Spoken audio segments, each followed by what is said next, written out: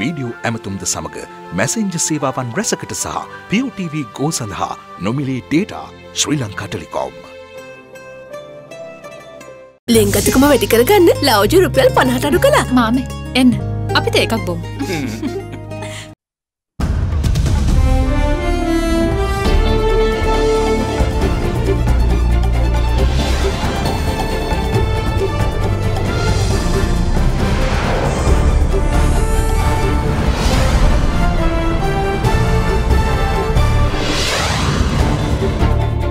Tonight, testing time. Coronavirus cases raised by 7 today as government aims to increase testing to 1,000 per day. In denial.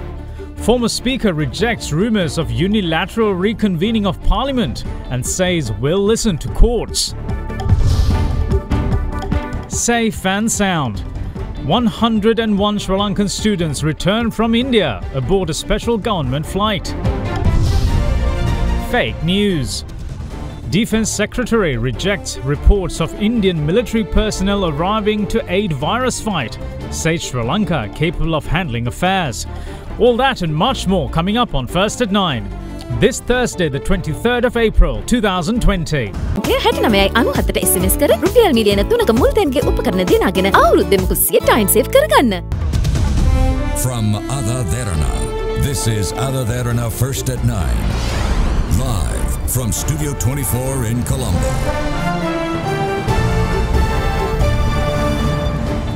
Good evening and welcome to First at 9. I'm Dhammike Kanaik.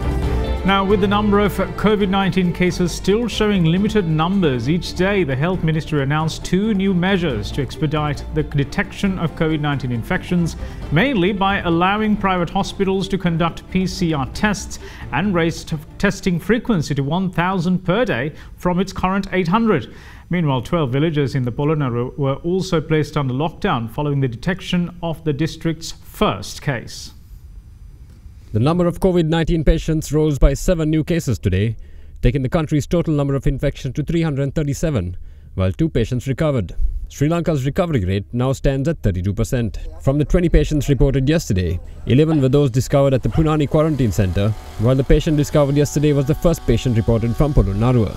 With the discovery of this patient from the Lankapura area in Polonnaruwa, health officials took steps to isolate 12 villages in the Lankapura Divisional Secretariat. Meanwhile, 43 persons belonging to 11 families who came into contact with the patient were sent to 2 quarantine centres in Batiklo. In the meantime, after a 42-year-old man who had reportedly had contact with the COVID-19 infected patient at Lankapura reported to work at the Sri Lanka Transport Board, the depot management had informed the medical officer of health of the Anuradhapura Municipal Council. Accordingly, health officers visited the depot this morning, inspected the person, disinfected the depot and directed several employees to self-quarantine. Sri Lanka's 323rd infected patient was discovered from the Oliville Quarantine Centre and is a resident of Suduvela Jayala. 7 infected persons reported yesterday were all residents of Bandar Naikamawatha who were directed to the Kathankudi Quarantine Centre. However, after taking biological samples of 60 people at Bandar Naikamawatha for PCR testing, the results that came back this afternoon showed that 4 of them have been infected with the coronavirus. Accordingly, the overall number of people found to have contracted the virus at Bandar Naikamawatha rose to 66 this afternoon.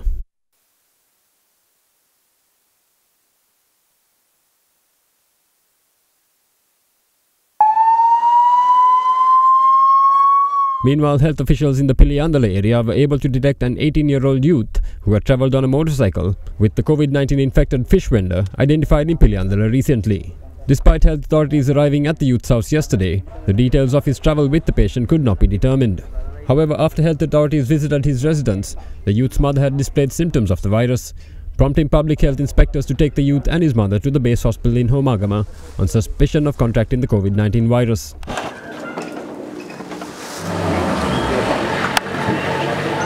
අපි ඊයේ මේ නිවසට ගියත් මේ සත්‍ය අපෙන් වසන් කරා අද අම්මා රෝගාතුර වෙච්ච තත්ත්වයට උඩ මේ පුද්ගලයා මේ පුතා විසින් අපිට තොරතුරු අනාවරණය කිරීමෙන් අනතුරුව මවට රෝග ලක්ෂණ තිබ්බ නිසාත් පුතාත් ඇහැ රතු පාට වෙලා කන්ජන්ක්ටිවයිටිස් සැකකටයුතු තත්ත්වයක් තිබ්බ නිසාත් මේ රෝගීන් දෙදෙනාම සැකකටයුතු ආසාදිතයින් හැටියට හඳුනගෙන රෝගියා හා ස්පර්ශ වීමකුත් තිබෙන නිසා අපි හෝමාගම රෝහලට මේ අවස්ථාවේදී යොමු කිරීමක් සිද්ධ කරා. ඉතින් තවදුරටත් මේ සම්බන්ධයෙන් අපි විමර්ශනය කරනවා. තව මේ හා සම්බන්ධ පුද්ගලයන් ඉන්නවද කියලා බලන්න. Meanwhile, the Ministry of Health has decided to include private hospitals in the process of carrying out PCR tests with the intention of accelerating the detection of COVID-19 infections in the country. The Health Ministry intends to raise the number of tests conducted to 1,000 from its current 800. This was revealed during a special discussion held under the patronage of Minister of Health and Indigenous Medicine Pavitra Waniyarachi at the National Operations Centre for Prevention of COVID-19 in Rajagiriya. ඒ අනුව ආසිරි රෝහල, නවලෝක රෝහල, ඩර්න්ස් රෝහල සහ ලංකා රෝහල එකඟතාවය පළ කරනු ලැබුවා. අප විසින් ලබා දෙන sample PCR පරීක්ෂණයට ලක් කරලා ප්‍රතිඵල ලබා දීමට ඔවුන්ගේ පරීක්ෂණාගාර පාවිච්චි කරමි. මෙම PCR පරීක්ෂණය ලංකාවේ පළමුවෙන්ම සිදු කරනු ලැබුවේ වෛද්‍ය පරීක්ෂණ ආයතනයේ පමණයි. ඉන්පසුව අපි මේ වන විට ස්ථාන 13ක ලංකාවේ මේ වන විට PCR පරීක්ෂණ සිදු කරමින් තිබෙනවා. එනිසා මෙම PCR පරීක්ෂණ අත්‍යවශ්‍ය කාණ්ඩ සඳහා ඉතාම විද්‍යාත්මක ක්‍රමවේදයකට රෝගීන් අඳුනා ගැනීම සඳහා මෙම කටයුතු අපි තවදුරටත් පුළුල් කරමින් කටයුතු කරන බව සඳහන් කරන්නට අවශ්‍යයි. කොරෝනා වෛරසය පැතිරීම වළක්වන්න සබන් යොදා දෑත් සෝදන්න. Now, as Sri Lankan students at foreign universities in Southeast Asian region face hardships due to the breakdown in the provision of basic facilities at their campuses, a further 101 students from India were flown down this afternoon. A special Sri Lankan Airlines flight landed at the Amritsar airport this morning and returned home at 2:55 p.m, following which the students were sent for the mandatory 14-day quarantine. A special flight to repatriate Sri Lankan students stranded in India due to the COVID-19 outbreak landed at the Bandaranaike International Airport this afternoon. Flight UL1145, chartered by Sri Lankan Airlines, had taken off from Bandaranaike International Airport with 8 crew members aboard at around 6:15 a.m. this morning. The 101 students were directed to mandatory 14-day quarantine process upon their arrival. Sri Lankan Airlines is operating special flights from India's Amritsar, Coimbatore, Pakistan's Karachi and Lahore, and Nepal's Kathmandu to bring back 433 Sri Lankan students who have been stranded overseas due to the prevailing travel restrictions imposed in view of the COVID-19 pandemic. Sri Lanka's high commissions in these countries have obtained all necessary permission from their respective civil aviation authorities to operate these special flights. A group of 113 Sri Lankan students stranded in Pakistan were repatriated from Lahore and Karachi on Tuesday evening. In the meantime, another batch of 117 Sri Lankans from Coimbatore on flight UL194 and 93 more from Kathmandu on UL1425 will be repatriated tomorrow. නිෂ්පාදිත දිනය කවදත් අලුත් වටවල තේ අරගන්න. වටවල තේ ශ්‍රී ලංකාවේ තේ එක. Now, a gazette is to be published soon, establishing a broad-ranging presidential task force that will oversee all aspects of the country's economic revival and coordinate efforts to combat poverty and the provision of essential services. The new task force will replace the previous task forces appointed in January and March of this year and will amalgamate all the responsibilities into one single decision-making entity. President Gotabaya Rajapaksa has appointed a presidential task force in charge of economic revival and poverty eradication. It has been established under the powers vested in the president by the constitution. The task force will be responsible for reviving the economy and eradicating poverty while paying special attention to the challenges and opportunities faced by the country in the wake of the COVID-19 outbreak. Based on the vision of the Saubhagya Dakma policy statement, the task force is expected to steer relevant institutions to create a production-based economy through the formulation of a unique economic structure based on novel initiatives. The implementation of joint operations to establish a people-centric economy, which will promote domestic industrialists and entrepreneurs, is another objective of the task force. Relevant provisions relating to the task forces appointed on January 24th and March 24th on poverty alleviation and livelihood development, and the presidential task force appointed on March 23rd for administration of essential services will be abolished with the establishment of the new task force. The scope and the responsibilities of the task force in charge of economic revival and poverty eradication will be announced in a gazette notification to be published soon. Special representative of the President Basil Rajapaksa will chair the task force, while additional secretaries to the office of the Prime Minister Anton Pereira and D.S. Jayavira will function as co-secretaries. Meanwhile, during the cabinet briefing held today, Minister Dr. Bandula Gunawardena highlighted the government measures taken to establish a guaranteed price scheme for certain key crops of farmers in face of reduced wholesale demand from traders. Meanwhile, Cabinet co-spokesperson Dr. Ramesh Pathiran announced that the Fertilizer Secretariat and the Agricultural Department will facilitate the delivery of fertilizer to areas facing shortages with the help of the Army. Cabinet co-spokesperson Dr. Ramesh Patirana sought to explain measures that the government has taken to resolve the current fertilizer shortage being experienced in areas outside of Colombo and on the current status of the provision of the government's one-time allowance. වර්තමානයේ වන විට කොළඹට පොහොර තොග ලැබී තිබුණත් කොළඹින් පිට පළාත් වලට පොහොර ලබා දීමේ ප්‍රවාහනය කිරීමේ ගැටලුවක් මතුවලා තිබෙන නිසා විශේෂයෙන්ම මේ හා සම්බන්ධ අංශවල කටයුතු කරපු ජනතාව යම් පමණකට තමුන්ගේ ගම්බිම් හරහා යාම නිසාත් ඒ වගේම වතු ක්ෂේත්‍රය ආශ්‍රිතව ඇති වෙලා තිබෙන නිරෝධායන තත්ත්වයන් නිසා ප්‍රවාහන පිළිබඳ ගැටලුවක් මතුවලා තිබෙනවා. පොහොර ලේකම් කාර්යාලයත් කෘෂිකර්ම අමාත්‍යාංශ ලේකම්තුමන් ඇතුළු පිරිසත් අද දිනේදී මේ සම්බන්ධයෙන් ආරක්ෂක හමුදාවල විශේෂයෙන්ම යුද හමුදාවෙත් සහයෝගය ලබාගෙන එම පොහොර අදාළ ප්‍රදේශවලට පිටත් කර හැරීමේ වැඩපිළිවෙලක් සකස් කරලා තිබෙනවා. ඒ නිසා කොළඹ දැනටමත් යූරියා සහ ට්‍රිපල් සුපර් ෆොස්ෆේට් ඇතුළු මූලික පොහොර කොළඹට තොග ලැබී තිබෙනවා. ඉදිරි දින කිහිපය තුළ එම පොහොර ලංකාවේ ප්‍රාදේශීය පළාත්වලට බෙදා හැරීමේ කටයුතු යථාවත් වීමෙන් පසුව එම පොහොර හිගය මගහැර යනු ඇත අපි විශ්වාස කරනවා. මේ වන විට කාර්ය සාධන බලකාය හරහා සමෘද්ධි දෙපාර්තමේන්තුව මගින් සමෘද්ධි ලේඛනගතව සිටි සහ පොරොත්තු ලේඛනගතව සිටි 25,40,000කට එම මුදල් ලබා දීලා තිබෙනවා. ඒත් එක්කම දැනටමත් ජීවනෝපාය අහිමි වෙමින් පෞද්ගලික අංශයේ කටයුතු කරපු විවිධ පිරිස් සඳහා අද දිනේ වන විට 15,11,000කට පමණ මූල්‍ය ආධාර ලබා දීලා තිබෙනවා සමෘද්ධි දෙපාර්තමේන්තුව හරහා.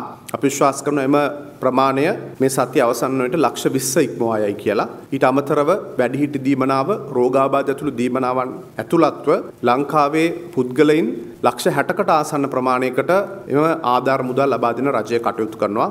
පවුල් ඒකක වශයෙන් ගත්තොත් 40,000කට වඩා වැඩි පවුල් ඒකක ප්‍රමාණයකට රජයේ ඍජු මෙම ආධාර ලබා දෙන වැඩසටහන් ක්‍රියාත්මක වෙනවා. වර්තමානයේදී එම ආධාර මුදල් නොලැබුණු පෞද්ගලික අංශයේ සේවය කළ පසුගිය දිනවල ආදායම් අහිමි වෙච්ච පවුල් සිටිනවා නම් අනුපවුල් ඒකක ඇතුළත්ව එයාට ඉල්ලුම් කරන්න පුළුවන් අනුපවුල් ඒකක වලටත් වෙනම මුදල් ප්‍රතිපාදන ලබා දෙන රජය තීන්දුව කරලා තිබෙනවා. අදාළ ග්‍රාමීය කමිටුව මගින් අනුමැතිය ලබා දීමෙන් පසුව එම මුදල් ලබා දෙන ලෙස රජය අදාළ ප්‍රාදේශීය ලේකම්වරුන්ට ඉල්ලීමක් කර තිබෙනවා.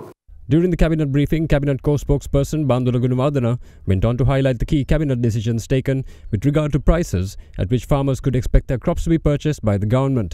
ඊයේ දිනේ කැබිනට් පත්‍රිකාවක් නිකුත් කළා.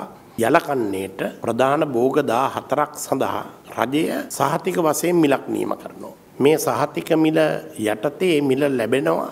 ලැබෙන්නේ නැත්නම් වෙළඳ පොලෙන් ඒ මිල යටතේ සහතික වශයෙන් ඒ සියල්ල රජයේ මිලට මිලදී ගන්නවා. ගොවි පොලේදී ගොවියට ලැබෙනවා බඩ ඉරිඟු කිලෝකට රුපියල් 50ක්, අර්ථාපල් රුපියල් 100ක්, ලොකු ලුණු රුපියල් 100ක්, රතු ලුණු 110ක්, උදු 220ක්, මුං ඇට 200ක්, රටකජු 220ක්, වියලි මිරිස් 650ක්, සෝයා බෝන්ජි 125ක්, කුරක්කන් 175ක්, කව්පි 220ක්, තල 200ක්, කොල්ලු 250ක්, කහ 80ක්, ඉඟුරු 125ක්, සුදු ලුණු 350ක්.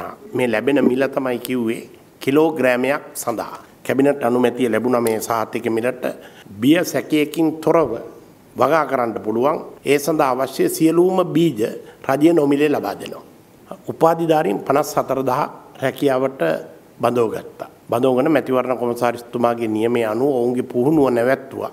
නමුත් ඔවුන්ට අපි කීවා මේ තමන් යම්කිසි රාජකාරී ස්ථානයකට වාර්තා කරන්නට කියලා. කෙසේ හෝ එහි ඇති වෙලා තිබෙන ප්‍රශ්න නිසා ඔවුන්ට අපි ලබා දෙනවා යයි සඳහන් කළ දීමනාව ලැබුණේ නැහැ. පිළිබඳ අතිගරු ජනාධිපතිතුමා ඊයේ දිනේදී සමාජ සුබ සාධන කටයුතු භාරව ක්‍රියා කරන පවිත්‍ර දේවි වන්නියාරච්චි අමාත්‍යතුමියට නියම කළා. වහාම අදාළ මැදිහත් වීම කරලා ඒ උපාධිධාරී 54,000ට අපේ රජයේ විසින් පත්වෙන් ලබා දුන්න සියලු දෙනාට ඒ දීමනාව ගෙවීම සඳහා අවශ්‍ය විධිවිධාන යොදන ලෙස නියම කළා. ඊට අතිරේකව තව කැබිනට් පත්‍රිකා ප්‍රමාණයක් ඉදිරිපත් කළා. මේ සංචාරක ක්ෂේත්‍රයේ විශාල කාර්යභාරයක් ඉෂ්ට කරන දේශීය සංචාරක නියෝජිතයන්ට 2020 අප්‍රේල් 1 වෙනිදා සිට ක්‍රියාත්මක වන පරිදි එකතු කළ අගය මත බද්දෙන් නිදහස් කරලා තිබෙනවා. තමල් රාජපක්ෂ අමාත්‍යතුමා කැබිනට් පත්‍රිකාවක් ඉදිරිපත් කළා. සුළුවා මධ්‍ය පරිපාලන සහල්මෝල් හිමියන් වෙත කඩිනම් ණයසාන ලබා දීම සඳහා කැබිනට් අනුමැතිය ලබා ගත්තා. Now, the distribution of relief continued throughout the island today as well, with farmers receiving free fertilizer as the Yalla harvest looms. The government's relief allowance of 5,000 rupees also continued to reach beneficiaries. As part of the government's push to provide relief to prop up the country's agricultural sector, The provision of free fertilizer was carried out at the Durangoda Agrarian Services Center today in preparation for the Yada harvest. Through this program, fertilizer sufficient for cultivation of an acre of agricultural land was provided to each farmer. Meanwhile, at the Damula Economic Center, traders and members of the public were still seen not adhering to hygiene and safety guidelines. The center was previously ordered to shut down after similar non-adherence to the government-issued guidelines. Meanwhile, fruit and vegetable trading activities are being carried out at the Narayanpeta Economic Center following the suspension of trade at the Manning Market. Accordingly, the Narayanpeta Economic Center will be open from 6 a.m. to 6 p.m. for holders of essential services permits to make wholesale purchases of essential groceries. මේ වන විට නාරායණපිට විශේෂ ආර්ථික මධ්‍යස්ථානයේ වෙළඳපොළ විවෘත කරලා තියෙන්නේ අත්‍යවශ්‍ය සේවා බලපත්‍රලාභී අයට ආහාර ද්‍රව්‍ය මිලදී ගැනීම සඳහා සහ රාජ්‍ය යාන්ත්‍රණය තුල මේ කොරෝනා වසංගතය පාලනය කරන්න කටයුතු කරමින් ඉන්න ආරක්ෂකාංශ මාධ්‍යාංශ ඒ වගේම රජයේ නිලධාරීන් ඇතුළු ඒ විවිධ පාර්ශවයන් සඳහා පමණයි කොළඹ මැනින් වෙළඳපොළ වහලා තියෙන නිසා ආර්ථික මධ්‍යස්ථානයේ තොග වෙළඳ ආර්ථික මධ්‍යස්ථානය බවට පරිවර්තනය කරලා අත්‍යවශ්‍ය වශයෙන්ම එළවලු පළතුරු අත්‍යවශ්‍ය ආහාර ද්‍රව්‍ය තොග වශයෙන් මිලදී ගැනීමේ වටපිටාව නිර්මාණය කරලා තියෙනවා. ඒ නිසා තරඟකාරී මිල ගණන් යටතේ වෙළඳපොළ තුල ඉතාමත්ම අවම මිලකට කිලෝ එකක තොග මිල ලබා ගන්න පුළුවන්.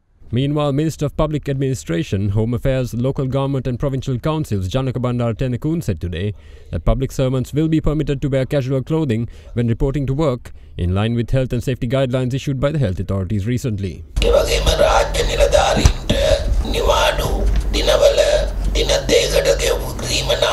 වැඩි කරන්න අපේ උපදෙස් දුන්නා. ඒ වගේම මරණ සහ උපන්න සාතික ලබා දෙන ඒ වගේම රාජ්‍ය නිලධාරීන්ට විශේෂයෙන්ම කාන්තාවන්ට මේ අවස්ථාවේ ඇඳුම් සාරි වගේ ඇඳුම් හොදන්න තියෙන අමාරුව නිසා පහසු ඇඳුමක් ගැළපෙන ඇඳුමක් දින්න අවස්ථාව දෙන්න කියලා අපේ උපදෙස් දුන්නා. We will see you shortly after this break. Stay tuned.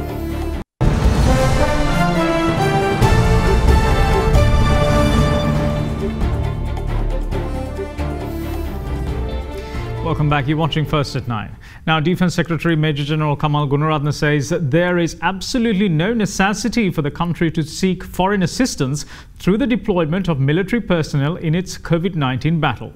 He stated, quote, "Our military has already shown their expertise and professionalism in handling the emergency situation created by coronavirus threat," unquote. The Defence Secretary said that Sri Lanka would set an example to other countries on how a country could use its intelligence agencies, military and health authorities effectively to control the spread of the highly infectious virus. He stated that Sri Lanka's intelligence agencies have been used to trace people who are closely associated with coronavirus positive patients and also their whereabouts in order to direct them for the 14-day quarantine process.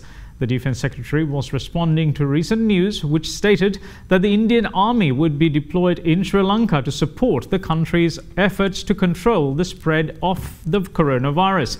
He denied that such dialogue had taken place between two nations.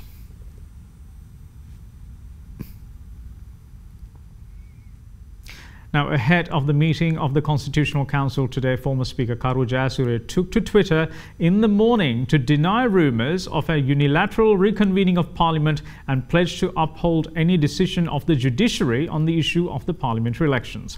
Meanwhile, it was reported that several members of the council had stated that the president should consider the views of party leaders in the implementation of programs being carried out in the face of COVID-19 pandemic.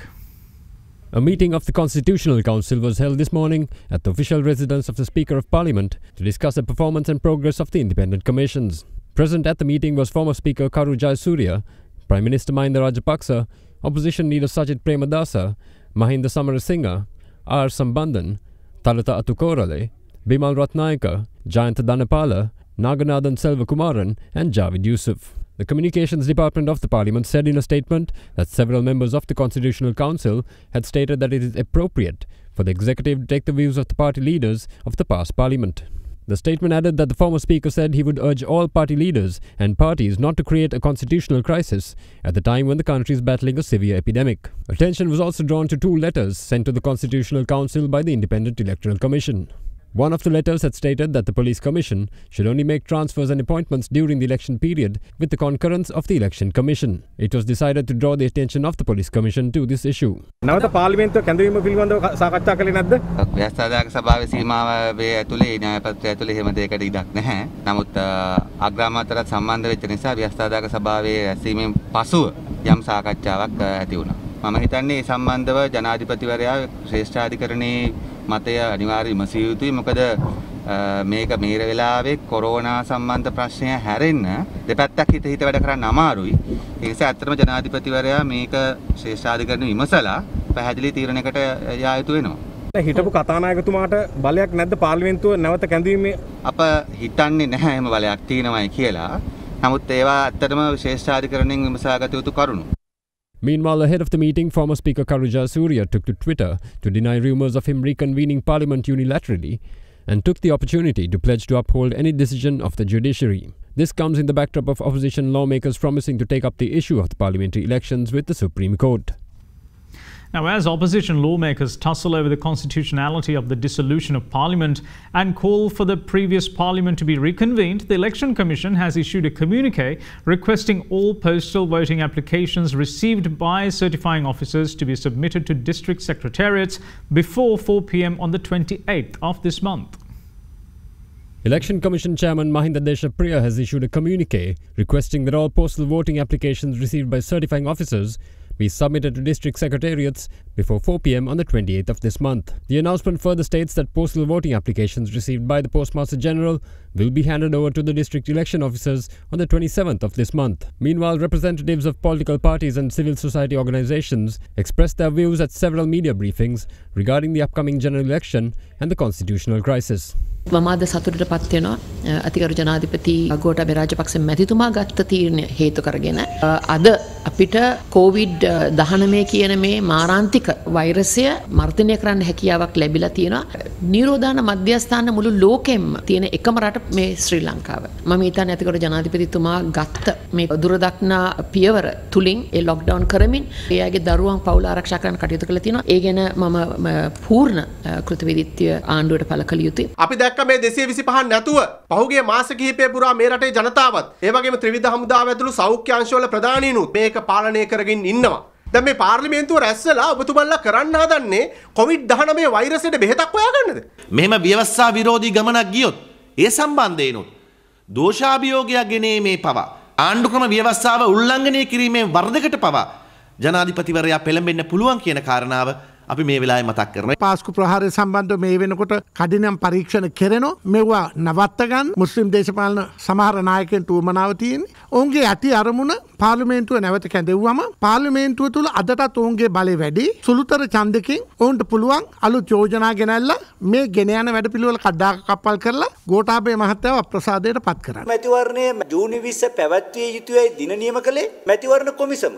මැතිවරණ කොමිසම කළ දෙයකින් ජනාධිපතිතුමා ගත්ත ක්‍රියාමාර්ගයේ නීති විරෝධී වෙන්නේ කොහොමද? ආණ්ඩුක්‍රම ව්‍යවස්ථාවේ 155 වගන්තිය. ඒකේ අනුව ජනාධිපතිතුමා විසින් හදීසි නීතිය පනවනවා නම් හදීසි නීතිය පනවන ප්‍රකාශනයම ඉසුරුවා හැර ඇති පාර්ලිමේන්තුව යලි කැඳවීමේ ප්‍රකාශනයක් බවට පත් වෙනවා. හදීසි නීතිය පනවන්නේ නැතිනම් ජනාධිපතිතුමා විසින් විසුරුවා හැරන ලද පාර්ලිමේන්තුව කැඳවීමට කිසිම නීතිමය බැඳියාවක් නැහැ කියන එක අපි තාම අවධාරණයෙන් ප්‍රකාශ කරනවා. මැතිවරණ කොමිසමත් 9 දිනයක් නියම කිරීම හරහා අනිවාර්යයෙන්ම ව්‍යවස්ථාව උල්ලංඝනය වෙලා තිබෙනවා. මේ වගේ උදුරක් තිබ්බනම් අපේ සමගි ජනබලවේගයේ බලය හිටියනම් අපි දන්නවා අපිට කණ්ඩායමක් වශයෙන් දක්ෂ කණ්ඩායමක් වශයෙන් ඒක කළමනාකරණය කරන්න හොඳ අවස්ථාවක් තිබුණා. A wildlife officer has been gunned down and killed by poachers during a raid at the Galloway National Park last night. Police media reported that he has been identified as a 25-year-old attached to the wildlife office in Inginiagala. The remains of the deceased have been placed under police security with a magistrate's inquest scheduled to be held today. Police have arrested 4 suspects in connection with the murder. A 12-bore firearm has also been seized from the possession of the suspects. Dambagalla police have launched an investigation into the incident.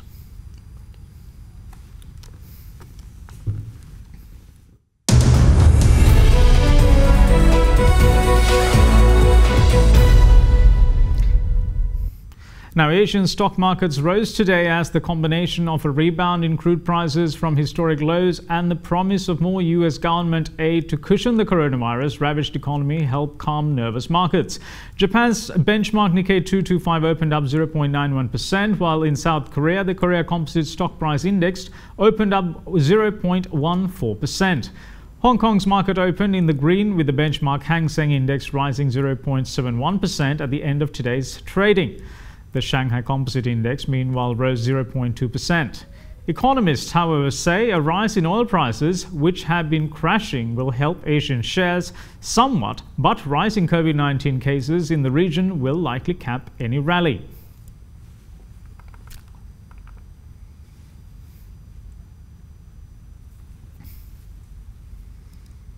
And this is news just coming in. Now, Army Commander Lieutenant General Shavendra Silva confirmed that 29 Navy personnel at the Valisara Navy camp have tested positive for the coronavirus after being exposed to their colleagues who were recently detected in Polonnaruwa. Now, let me repeat that.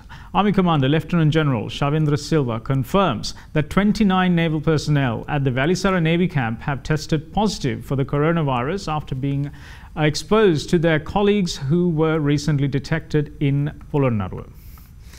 Now, moving on with other business stories, a global survey of chief executive officers has revealed fear and apprehension about the ability of some business sectors to weather the COVID-19 impact. A staggering 60% of CEOs are predicting a drawn-out recovery in what they termed a U-shaped recovery period, describing a long period between recession and an upturn. Now, however, CEOs in sectors such as agriculture, factories, mines and utilities have reported a positive impact. Global business leaders are preparing for a drawn-out U-shaped recession due to the impact of coronavirus, and many fear their companies won't survive the pandemic, a survey of thousands of chief executives showed yesterday. The pandemic sweeping around the world has killed nearly 180,000 people, routed financial markets, and could trigger the worst economic meltdown since the 1930s Great Depression. Around 60% of chief executives are preparing for a U-shaped recovery, a long period between recession and an upturn, compared with 22% who predict a double-dip recession, according to an April 15 to 19 poll of 3,534 chief executives from 109 countries conducted by YPO, a business leadership network. The survey found that 11% of chief executives see coronavirus as a risk to the survival of their firm, while a further 40% say the pandemic poses a severe threat. Business leaders in the hospitality and restaurant sectors were the most vulnerable, with 41% of executives saying their firms were at risk of not surviving, while 30% in aviation and 19% in wholesale and retail sales feared they may go under, the survey found. However, there are some beneficiaries, with 10% of sector-specific retail and wholesale leaders, as well as heads of production firms in agriculture, factories, mines and utilities, reporting a positive impact to their revenue. However, most chief executives expect things to get worse before they get better. We will see you again on the other side of this break. Bear with us.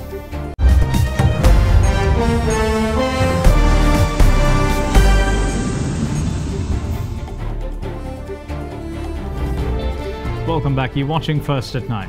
Now, Spanish police have captured a former British rapper who was on the run after fighting for the Islamic State jihadist movement in Iraq and Syria. Abdul Majid Abdul Bari was caught in the southern town of Almeria, where he had been living in an apartment sporadically with a face mask during the coronavirus lockdown, according to Spain's Interior Ministry and a European security source. British media said Barry used to have joined British Egyptian nationality but was stripped of UK citizenship after joining ISIS. 2 other suspects were arrested with him on Tuesday. Now, this was confirmed by Spain's Interior Ministry, which released a statement. The 3 suspects had come into Spain via North Africa. Now, Spanish police were trying to determine if the other 2 were IS members as well.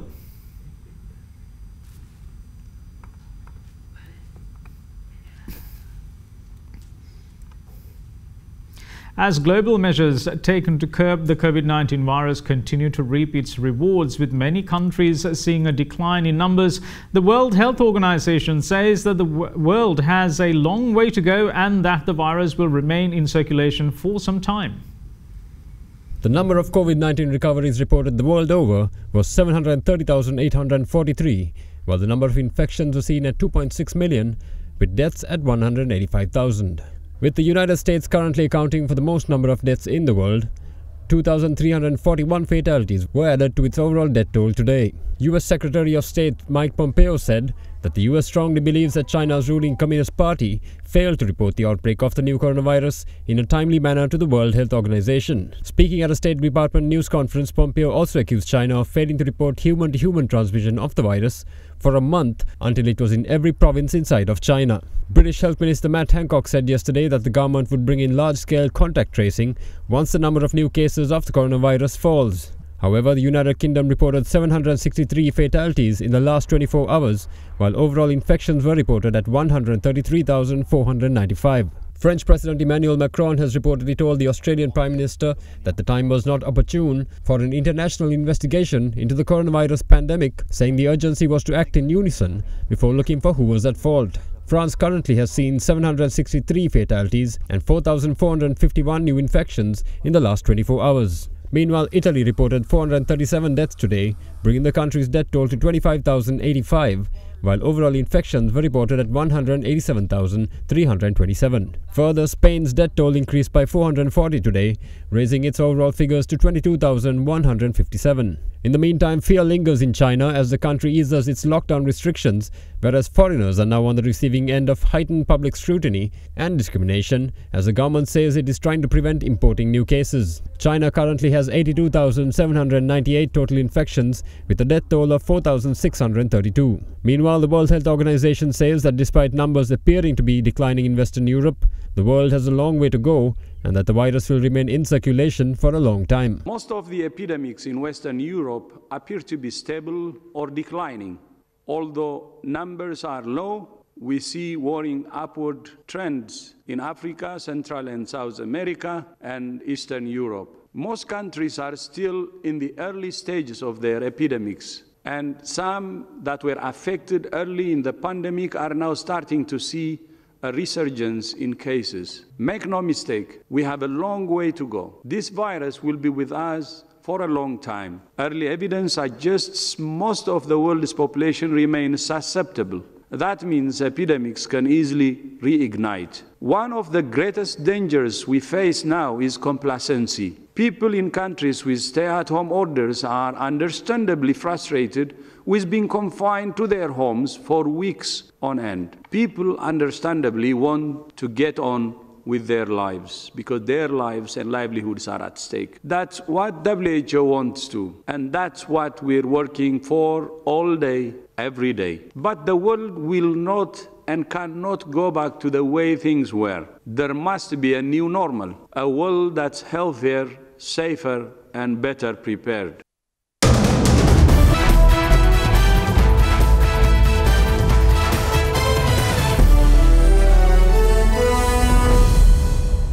With the Tour de Suisse cancelled amid coronavirus pandemic, cyclists instead took part in a digital Swiss 5, which kicked off 5 days of virtual racing yesterday. Swiss cyclist Kilian Franchini was one of the dozens of cyclists participating from their homes around the globe, as the cycling world, along with most sports, has been grounded to nearly a standstill by the coronavirus outbreak. Franchini was connected virtually to the race as he pedalled his way on a stationary bike on his balcony through an actual Tour de Suisse route that he watched go by on a screen set up in front of his face. Franchini finished 36th out of 57 riders on the opening day of the 5-day race that will wrap up on the 26th of April. Dennis Rowan won the day's heat ahead of Nicolas Roche and James Whelan in second and third respectively. Franchini also told media that he is anxious to see how the World Cycling Body will reschedule some of the sport's biggest races now that the Tour de France has been postponed. And that's it from all of us here at First at 9. Thanks for watching. Bye-bye.